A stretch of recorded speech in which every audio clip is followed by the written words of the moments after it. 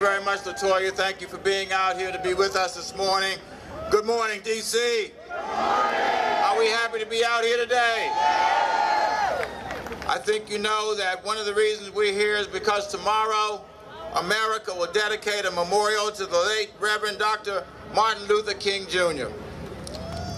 His memorial has finally taken its rightful place alongside the other monuments of our nation's other great advocates for democracy and freedom from tyranny: Abraham Lincoln, Thomas Jefferson,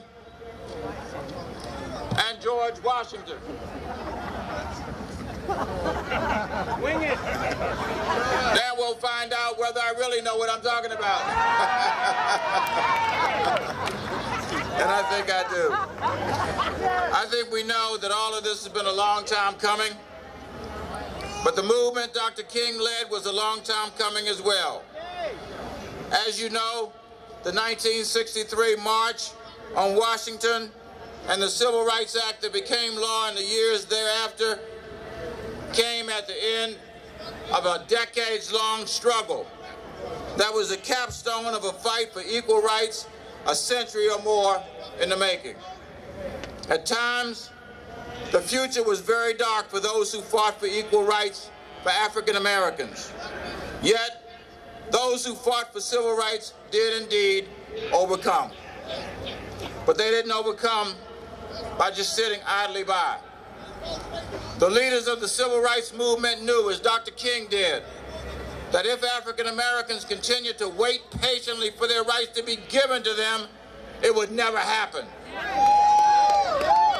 Frederick Douglass once said that, and I quote, "Power concedes nothing without a struggle." And in his letter from Birmingham jail, Dr. King himself took to task the moderates who had for too long told African Americans to simply wait for a better time to demand their rights.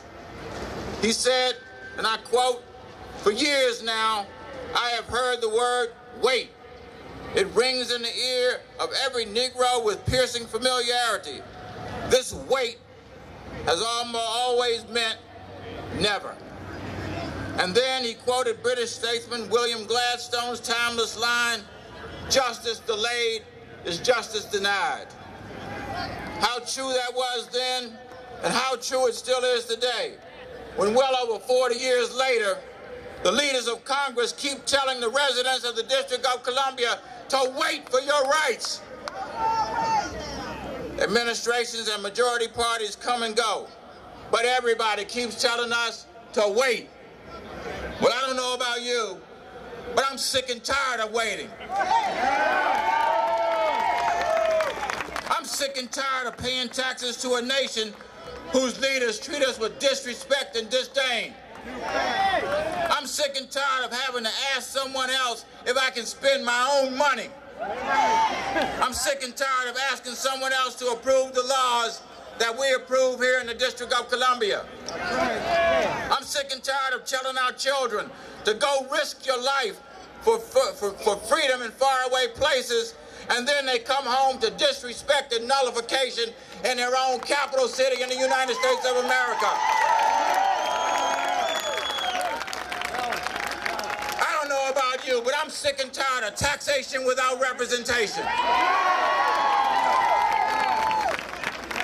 And as Fannie Lou Hamer said, I'm sick and tired of being sick and tired.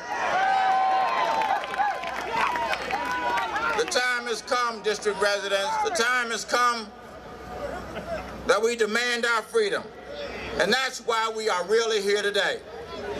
This morning, you'll be hearing from a number of people who know what justice and freedom mean, people who have fought the battle. They'll tell us why it is time to bring freedom and justice to our great city. In 1965, in a speech in Lafayette Park across from the White House, Dr. King said that the Congress had been, and I quote, "derelict in their duties and sacred responsibility to make justice and freedom a reality for all citizens of the District of Columbia." And so, my friends, in the spirit of Dr. King's words, it is time for us to stand up and tell the nation we have paid our dues. And then let's ask the question, When will we in the District of Columbia get a membership card in the United States of America? Thank you very much.